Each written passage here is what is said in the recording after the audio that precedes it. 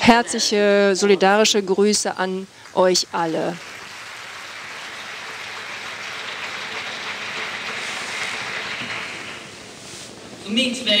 Für mich ist es hier sehr, sehr bewegend und aufregend, dass wir in der heutigen fragmentierten Welt so viele Organisationen, 70 Organisationen hier zusammengekommen sind, um diesen Alternativengipfel zu organisieren. Ich liebe das Logo, denn es sagt uns, dass die Welt tatsächlich miteinander verbunden ist. Man muss eine Verbundenheit nicht konstruieren. Das ist natürlich das Thema des offiziellen G20-Gipfels, dass man etwas von außen beeinflusst. Aber man lebt Solidarität von innen. Und dann ist es auch so, dass wir in dieser so verbundenen Welt und so voneinander abhängigen Welt, dass natürlich Chaos natürlich ist. Es gibt keine direkte Linie in der Natur. Ich habe noch nie eine gerade Linie gesehen. Es gibt immer wieder Anpassungen, die gemacht werden müssen, damit jedes andere Leben, mit dem wir verbunden sind, tatsächlich respektiert wird. Also es ist ein Knoten. Also der G20-Gipfel ist ein Ort wie ein Knoten, wo man denkt, man kann die Welt formen. Aber hier sehen wir bei unserem Logo, worum es wirklich geht. Heute haben wir eine Gelegenheit zu erkennen, was die Schwächen des G20-Gipfels sind und natürlich auch die Stärken, genauso wie wir auch unsere eigenen Stärken und Schwächen sehen können und wie man damit umgeht. Als ich hier aus dem Flugzeug stieg und mein Gepäck abholen wollte, da war ein Willkommensschild und dann waren da die Sherpas für die großen politischen Führer. Aber ich sehe genau diese politischen Persönlichkeiten als Sherpas. Der G20 wurde nach der Finanzkrise gegründet, um eben eine Sherpa-Funktion zu haben. Als die Wall Street-Krise 2008 begann, war Indien nicht davon betroffen, weil wir einfach nicht mit der globalen Wirtschaft verbunden waren. 95% leben außerhalb dieses integrativen Systems. Und trotzdem, die Schaffung des G20 hat jedoch dazu geführt, dass wir wirklich auch finanziell globalisiert worden sind. Das war anders 2008, als wir nicht betroffen waren. Aber am 8. November, da waren wir auf einmal gezwungen, in eine digitale Wirtschaft mit einbezogen zu werden. Das ist natürlich alles sehr kompliziert, wenn man auch sich mit dem Cash-Ban beschäftigt. Aber das bedeutete aber eine Verbannung all dieser Menschen, die unabhängig waren. In Indien, genauso wie oft an anderen Orten der Welt,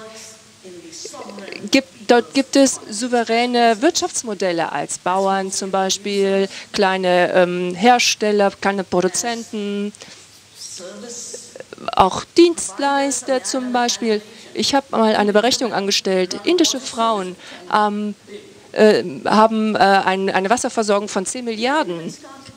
Wir haben noch gar nicht genau uns damit beschäftigt, wie die Wirtschaftsnatur ist, wie die wirkliche Ökonomie aussieht, die die Menschen, die Frauen vor allen Dingen schaffen. Wir müssen natürlich das noch tun. Wenn man etwas produziert, das verbraucht wird, dann ist es keine Produktion. Das ist eine Annahme, die häufig noch vorherrscht. Also das ist wie beim Wasser, das verdunstet. Das betrifft genauso auch das Kohlendioxid, das zum Beispiel von den Bäumen absorbiert wird. Es gibt geschlossene Zyklen, es gibt zirkuläre Systeme. Aber die werden natürlich anders bemessen. 1995 mit der Globalisierung gab es kam es zu einer Deregulierung, die es möglich machte, dass die Finanzindustrie wuchs auf Kosten der anderen Industrien. Die Krise wurde natürlich auch dadurch befördert. Die G20-Organisation war eine Sherpa-Organisation. Sie hat es möglich gemacht, dass es eine Konzentration im Finanzsektor gab, die noch angestiegen ist. Ja, wir sehen das auch bei den Banken. Es gibt nur 100 Millionen für die BRICS-Banken. Es gibt für riesige es gibt natürlich für riesige Investitionsmanagement Unternehmen Gelder. Das geht dann gleich in die Milliarden. Ja, natürlich haben wir zum Beispiel auch große Player gesehen in der Bankenwelt, die jetzt ganz klein geworden sind. Ich wollte verstehen, die Fusionen zum Beispiel zwischen Bayer und Monsanto, wie sieht das aus? Wir haben also eine Analyse dazu gemacht, wem gehören diese Unternehmen? Und es hat sich gezeigt, dass diese großen Unternehmen, die Investmentunternehmen mit dem Geld weniger Milliardäre, die jetzt auf 8 reduziert sind, die Hälfte der Welt kontrollieren. Als die G20 zu existieren begann, gab es mehr Milliardäre und die Zahl hat sich jedoch sehr stark reduziert auf 177 in 2011, 92 in 2013 und 80 in 2014 und jetzt sind wir bei 8 angekommen. Das war im Jahr 2016 so. Ihr Geld wird von diesen großen Investmentunternehmen und Vermögensverwaltungsunternehmen verwaltet. Wenn wir uns die Unternehmen anschauen, also wenn wir uns mit Kapitalismus beschäftigen, Pepsi, Coca-Cola, Walmart, Kraft, Uni, General Mills, Monsanto, Syngentos, DuPont, Dow's, in allen diesen ist es so, sind die wichtigsten oberen 20% der Aktien bei dieser kleinen Gruppe von Menschen angesiedelt. Wir sehen eine Globalisierung, die die Menschen und den Planeten verletzt. Aber diese Menschen sind natürlich nicht sichtbar und man kann sie nicht natürlich dafür verantwortlich machen. Es gibt also wir sehen bei solchen großen Treffen immer noch mal wieder neue Sherpas, aber die sehen nicht die Kosten für den Planeten und für Menschen, sondern die Leistung, die zu erbringen ist. Und das wird in Wachstum beziffert. Und es sei eine Frage des Freihandels, wovon das globale Wachstum abhängt. Mehr als 300.000 indische Farmer sind in den Selbstmord getrieben worden. Durch Verträge, durch Abkommen, die von der WTO gemacht worden sind. Also, das hat zum Beispiel auch mit Patentrechten zu tun und mit Standards zum Beispiel in der Nahrungsmittelsicherheit zu tun, alles natürlich mutmaßlich und so genannt. Es gibt natürlich einen Punkt in dem Tagesprogramm für Hamburg hier in Bezug auf Frauen, also dass Frauen eben auch an der Digitalisierung teilhaben sollen, aber da wird auch wieder nur die Arbeit der Frauen gerechnet, wenn sie in dieses kollabierende System mit eingezogen werden. Als ich Indien verlassen habe, musste ich mit unseren Behörden mich auseinandersetzen in Bezug auf die Nahrungsmittelsicherheit. Es gibt also Frauen, die ganz tolle Sachen herstellen und die natürlich auch eine große Diversität haben. Und diese Frauen werden jetzt belastet mit der Polizei, mit einer Staatspolizei, die sich um diese Sicherheit, also wir nennen das auch die Inspektoren, die freie Wirtschaft der Menschen wird nun überwacht und kriminalisiert. Und die kriminelle Wirtschaft des 1%, die wird als die Freihandelswirtschaft definiert. Und diese Menschen bekommen sogar noch mehr Freiheit. Ja, wenn wir uns digitale Ökonomie anschauen, das wird als etwas Natürliches angesehen, aber es ist es nicht. Es ist etwas, das vorangetrieben wird. Wir wissen das. Wir haben gesehen, was in Indien passiert ist mit der digitalen Wirtschaft in Indien. In Indien gibt es Leute, die haben noch nicht mal ein Dach über dem Kopf und die sollen jetzt ein Smartphone haben und jeder soll ein Tablet haben. Am 1. Juli, vor 5 Tagen, gab es wieder mal eine Zwangsmaßnahme da ging es um Steuern. Also wir sollten diese Verbundenheit Zwang nennen, der von diesem 1% ausgeübt wird. Es gibt nicht nur eine Wissenschaft, einen Markt und so weiter. Es ging um eine vereinheitliche Besteuerung, komplett digitalisiert. Das ist in Indien vollkommen unmöglich. Wird es aber Ausnahmen geben? Nein. Nein, man will die kleinen Produzenten, die kleinen Dienstleister, die Kleinbauern ausmerzen. Also wir haben in Indien viel erreicht, als wir den Kolonialismus durch die Briten überwunden haben. Aber es gab jetzt eine Ankündigung eben von unserem Premier zu der Besteuerung um Mitternacht. Es gibt Beschwerden, es gibt Kosten, die dadurch entstehen, die steigen. Was sagt die Regierung? Ja, also lassen wir doch die Marktkräfte die Preise günstiger machen. Der Hammer ist natürlich der Markt. Das ist der Hammer, der das runterschlägt. Und wenn Menschen sagen, wir brauchen bezahlbare Medizin und Saatgut, dann sollten wir unsere ureigenste Produktion, unsere Produktion vor Ort nicht benachteiligen. Also wie kann es sein, dass lokale Menschen im Medizinbereich stärker besteuert werden als multinationale Pharmaunternehmen? Ja, wir sehen also, es gibt eine erzwungene Integration. Gesundheit wird hier in Hamburg angesprochen werden. Es gibt natürlich unglaubliche, riesige gesundheitliche Probleme. Denken wir an Ebola. Man sagt natürlich nicht. Es gibt aber auch noch andere Sachen. Es gibt 6.000 Menschen, die in Westafrika an Ebola gestorben sind, als es sich dort verbreitet hat. Aber in Indien gibt es 600.000 Menschen, die jedes Jahr an Krebs sterben. In den USA sterben auch knapp 595.000 an Krebs. Es gibt 2 Dinge, die gerade passieren. Und es gibt einen Zusammenhang mit einer toxischen Substanz. Monsanto hängt da mit drin.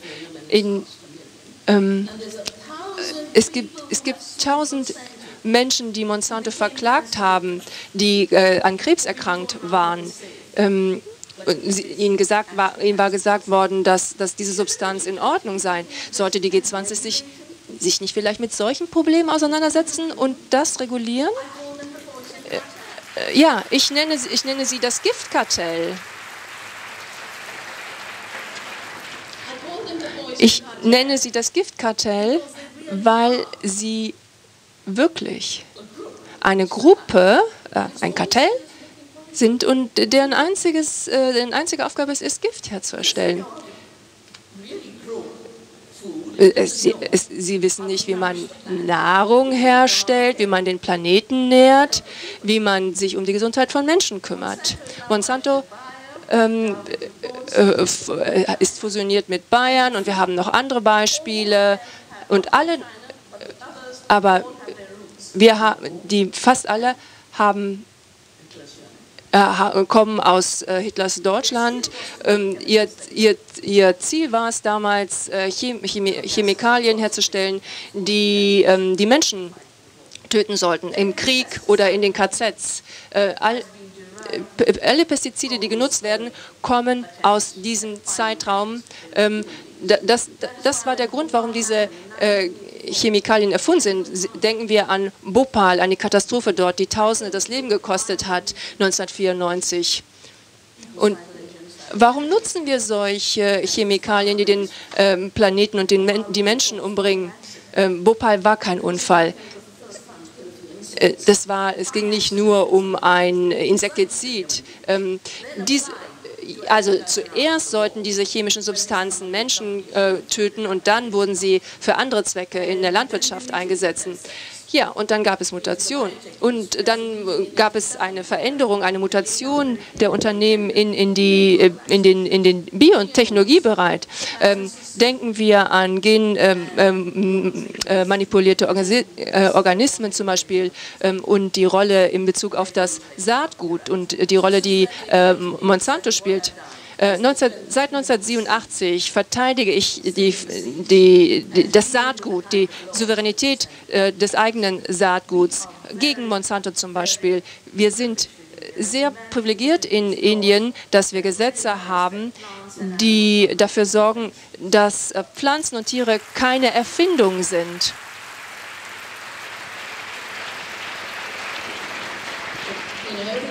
Jedes Mal, wenn unser Premier in die USA gibt, dann händigt er immer intellektuelles Eigentum aus und dann schreibe ich immer sofort etwas dazu.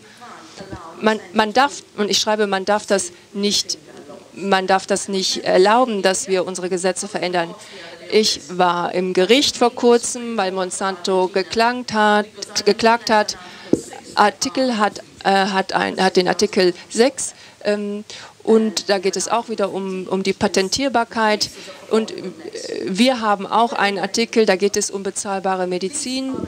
Es wird da viel versucht, Monopole zu schaffen hinsichtlich solcher Dinge. Und es geht nicht nur um neue Konzentrationsprozesse, sondern um neue Herstellungen. 1984 gab es in Punjab Gewalttätigkeiten und da habe ich die Verbindung gesehen zwischen Schaden, der an den Menschen, an der Erde geschaffen wird und was dann zur Instabilität führt. Und ja, und da haben wir dann auch über die Probleme der grünen Revolution gesprochen für die Vereinten Nationen und daran gearbeitet. Und wir leben die Unternehmen im Krieg, die fossile Energien genutzt haben, um zum Beispiel Stickstoff herzustellen. Das führte dann zu Explosivstoffen und die wurden dann zu synthetischen Düngemitteln. Also das ist die Basis, die Grundlage der industriellen Landwirtschaft. Wir können kein Brot aus Luft machen. Düngemittel haben zu kaputten Böden geführt, überall dort, wo sie genutzt werden. Stickstoffe zum Beispiel. Aber alles ist davon betroffen, das Eisen, das Magnesium und also unsere Nahrung hat eben auch viele Giftstoffe. Diese Substanzen gehen ins Meer und sie schaffen dort tote Zonen, die immer größer werden. Und dann geht es weiter in die Atmosphäre. Und wir haben einen Treibhauseffekt, das 3000 Mal größer heute ist. Also wir können kein Brot aus der Luft schaffen. Wir zerstören den Planeten und auch in Indien zum Beispiel die Bauern. Ja, und dann geht es darum, dass wir Brot demnächst auf dem Mond herstellen oder an anderen Orten in der Sahara. Vor 30 Jahren gab es 2 Anwendungen. Da ging es um Ernten, gegen Unkraut und gegen Insekten. Und jetzt gibt es neue tödliche Herbizide zum Beispiel. Und natürlich gibt es aber auch da wieder Verbindungen, also andere Ernten werden davon auch betroffen. Monsanto kam illegal nach Indien, ich habe vor dem höchsten Gericht geklagt. Natürlich, sie schmieren das System sehr gut, sie bekommen die Genehmigungen und sie haben den Preis erhöht um 76.000%. Sie hatten jede Saatgutfirma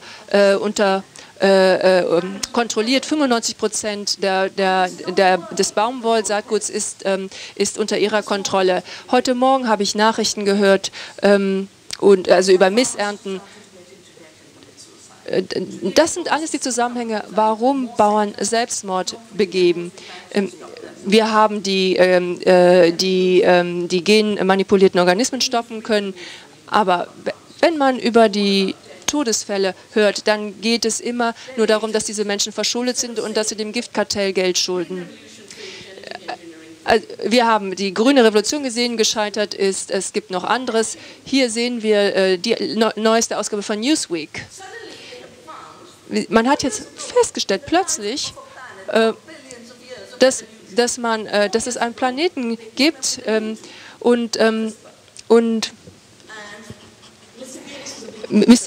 Herr Gates ist da sehr aktiv.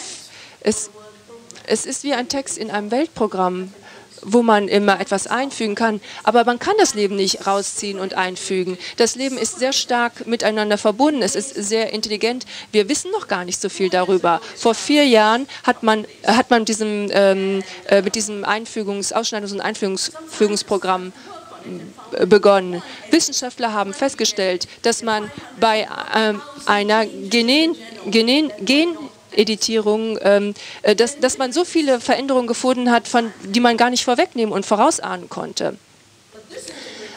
Aber das System, das wir heute sehen, ist auf Profiten basiert. Und was machen Sie? Sie haben das mit mir gemacht, aber auch mit anderen. Sie greifen Wissenschaftler an, die Grundlagenforschung machen, die sehen, was passiert, wenn man zum Beispiel oder Genomeditierung betreibt. Wir haben eine gierige Wirtschaft, die wird von den G20 ernährt und sie braucht eine ignorante Gesellschaft. Und je mehr Ignoranz es gibt, desto mehr sprechen sie über künstliche Intelligenz. Also G20, das sind nicht die Machthaber, das sind die Sherpas. Aber die Macht haben die Unternehmen und natürlich die wirklichen Eigner, die dahinter stehen, hinter diesen Unternehmen, die unbekannt sind, von denen wir nicht wissen. Also das wissen weder die Demokratien noch die Länder, wer das ist. Und das ist die Herausforderung, um die es uns hier geht.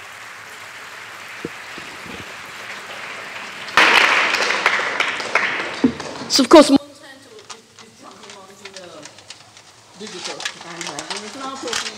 Monsanto hat jetzt natürlich auch angefangen, über digitale Landwirtschaft zu sprechen.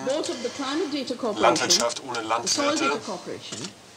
Sie kontrollieren den Versicherungsmarkt im landwirtschaftlichen Bereich. Das ist ein 3 Billiarden Dollar Markt und da geht es um Big Data. Wenn ich diesen Ausdruck Big Data höre, dann muss ich lachen, denn die höchste Ebene, auf der die Menschheit funktioniert, ist ja die Fähigkeit zwischen richtig und falsch, gut und schlecht zu urteilen. Es geht um Wissen und in einer verbundenen, vernetzten Welt ist das wichtigste Wissen das Wissen um diese Vernetzung und Verbindung. Dabei geht es bei der Solidarität. Und dann gibt es diese kleinen Informationseinheiten, Daten, Data. Wenn man jetzt viele auf letztlich ignorante Daten zusammenfügt, dann ergibt das ja nicht mehr Wissen. Also Big Data heißt ja nicht, dass man über mehr Wissen verfügt. Es gibt also diese Propaganda zu Big Data und was man in den Erklärungen sieht, wenn da steht, die digitale Wirtschaft wird man vorantreiben, dann muss man sehen, die digitale Wirtschaft wird 2 Konsequenzen haben. Zunächst einmal forciert sie einen gescheiterten Ansatz zum Umgang mit unserer Welt. Aber sie wirkt sich natürlich auch aus auf die Arbeit. Es ist immer häufiger davon die Rede, dass wir auf eine Welt ohne Arbeit zusteuern. Zuckerberg hat in Harvard eine Rede gehalten, in der er sagt, die Technologie, die Automatisierung wird viele Jobs abschaffen. Es wird selbstfahrende Autos geben.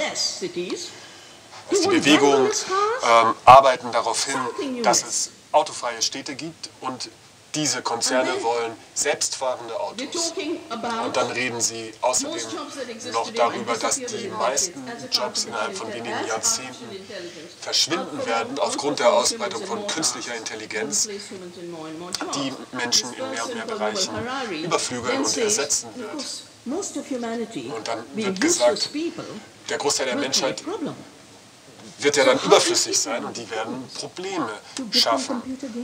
Und wie sorgt man dafür, dass sie keine Probleme machen? Na, man gibt ihnen Computerspiele, damit sie beschäftigt sind. Und um sicherzustellen, dass sie diese Computerspiele auch kaufen können, geben wir ihnen ein Grundeinkommen. Dann frage ich mich natürlich, na, was wird das für ein Grundeinkommen sein? Werden das die $15 am Tag sein, die US-amerikanischen Bewegungen wollen? Das wären dann 200 Milliarden Dollar weltweit. Incapacitated by precisely these robber barons.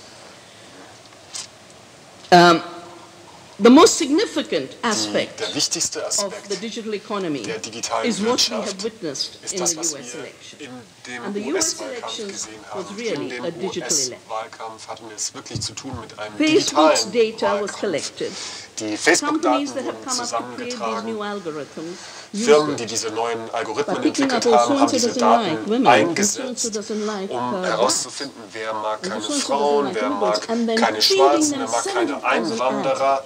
Und dann haben sie die Leute mit So this is what 70.000 Newsweek said, maybe Anzeigen we have the first artificial überflutet. intelligence. Und es ist gesagt worden, dass wir So you have es mit Trump this green möglicherweise economy, mit dem irresponsible ersten economy, for which the G20 Präsidenten are der the künstlichen chairmans. Intelligenz zu tun haben. And they constantly create new Die tools to G20 think the world will schaffen be also cool. konstant When neue colonization was Werkzeuge, taking place, um the big die Leute hinters civilizing Licht zu mission führen. Als die was you had to be Kolonisierung European and stattfand, Christian. galt das And natürlich the als rest of the world wasn't zivilisierende right. Mission. And it wasn't Christian. And Der that Großteil gave der Welt reason war to ja take nicht over weiß their und war resources, nicht take over their christlich und gold damit in hat man India, take over the gerechtfertigt, dass man spices, take den over Leuten the... ihre Ressourcen There is a geraubt hat, ihre civilizing Textilien mission und in so the weiter. G20 today. Es gibt auch eine And that ähnliche civilizing mission eine is to say, ähnliche zivilisatorische oder die Idee einer and money are the new zivilisatorischen religion, and Mission we got force bei everyone den into this G20. fundamentalism. Und dabei geht es natürlich um Geld und Religion ist auch ein Instrument, was eingesetzt wird, Our work is to recognize um das that if voranzutreiben. there's one Unsere dharma we Arbeit have, besteht it is to care for the darin, earth zu and to care for erkennen, dass each wir other, eine and Aufgabe to haben, never die ever give Erde up zu the pflegen und qualities uns of care umeinander zu that build kümmern true economies, und which is niemals the art of living, die which is the art Formen of der taking care Pflege of our home. aufzugeben, Strategically, this means die letztlich to challenge unser Zusammenleben monocultures prägen. Wir every müssen time we face Monokulturen them in and Frage celebrate stellen, wann immer diversities, wir mit ihnen to zu tun resist the haben. Wir müssen privatization of Vielfalt any commons, zelebrieren, wir müssen die Privatisierung to resist aller Commons, jeglicher the Commons, wir müssen helping uns of der the greed economy entgegenstellen, by wir the müssen politics uns of der hate, auf because it's the only Gier currency beruhenden through which Wirtschaft a und der divide Politik and des rule Hasses policy can work entgegenstellen, today, and today's denn divide and rule will be a digital divide and rule, dass unlike die in Politik the des times Teilens und of the Herrschens, British. mit der wir es in Zukunft zu tun haben werden, wird We have to give eine up the lean sein, die sich durch history Digitalisierung of which the durchsetzt. digitalization is the latest. And recognize müssen that we have uns so many histories and gegen so many ways diese of thinking and Kontinuität living in the world. der The Unterdrückung rights of all wenden, cultures, wovon die not just Digitalisierung capitalist die patriarchy, sozusagen not der just white jüngste supremacy, Ausdruck ist.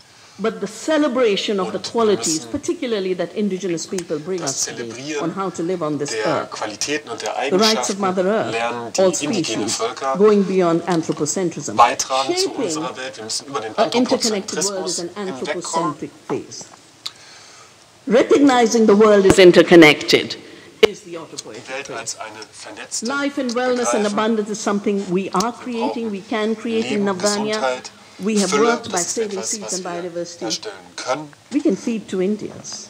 By working Wir with the können earth, we can feed 2 mittels times the world climate, Biodiversität solving the climate crisis, Indien solving the zweimal ernähren. Wir desertification können crisis, die Krise solving the der refugee Verwüstung, die crisis that's Klimakrise coming out of desertification and lösen climate und wir change. können auch The die Syria problems in Flüchtlingskrise the bewältigen. Iraq. In die sich aus 2009, a diesem Problem million ergibt. peasants were Als uprooted from the land 2009 die because Krise in Syrien of ausbrach, drought. sind And the fact 2 that the Green Millionen Revolution Bauern had wiped aufgrund out the von Dürre groundwater and the wells. von ihrem Land That instability was then exploited haben by sie the ihr global Land war machine.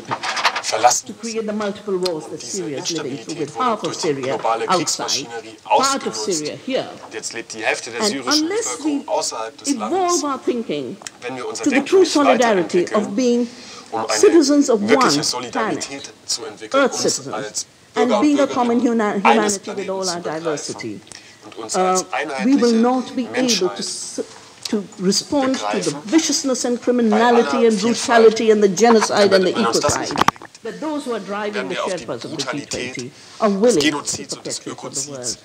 den Let die us G20 use betreiben, the nicht freedoms we've angemessen been given reagieren können. Wir and the müssen solidarity von den we can Freiheiten create Gebrauch machen, die man to uns protect geschenkt our hat, beautiful world und solidarisch handeln, um shape it in unseren the ways wunderschönen that Planeten each zu schützen life form and und each ihn person derart deserves. zu gestalten, dass es dem Leben zugutekommt und uns allen in unserer Vielfalt zugutekommt. Vielen